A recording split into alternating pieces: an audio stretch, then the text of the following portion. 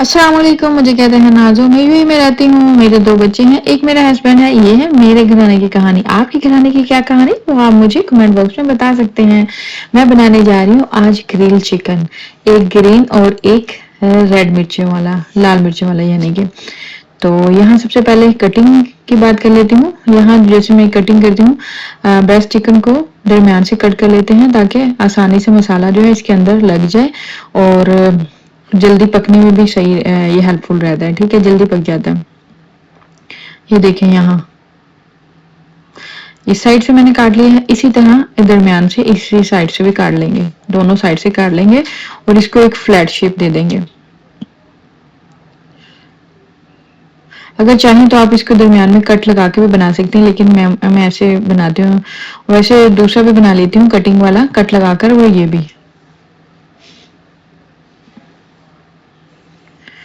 और इसको भी पकड़ के इसकी लेग के बोन को अच्छे तरीके घुमाएं और ये फिर जब ट्विस्ट करें तो थोड़ी टूट जाएगी।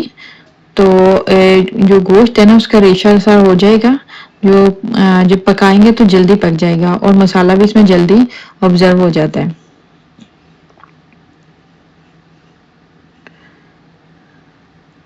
अच्छा जी, अभी ये हो गया मेरा चिकन रेडी। अभी मैं इसके ऊपर मसाला लगाऊंगी।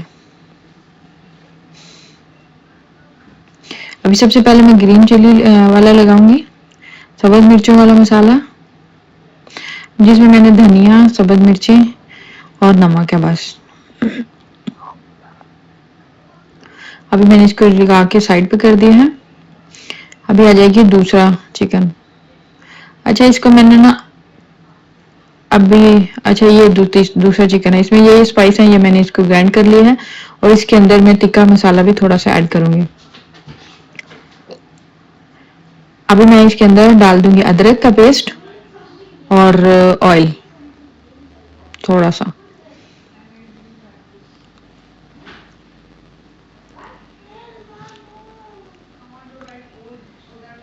अभी मैंने इसके अंदर ऑयल ऐड कर दिया और इसको एक अच्छा सा बैटर बना लूंगी।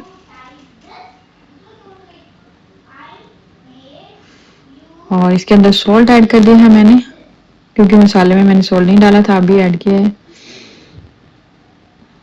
अभी इसके ऊपर अच्छे तरीके से मैं रब कर दूंगी, अप्लाई कर दूंगी सारा मसाला।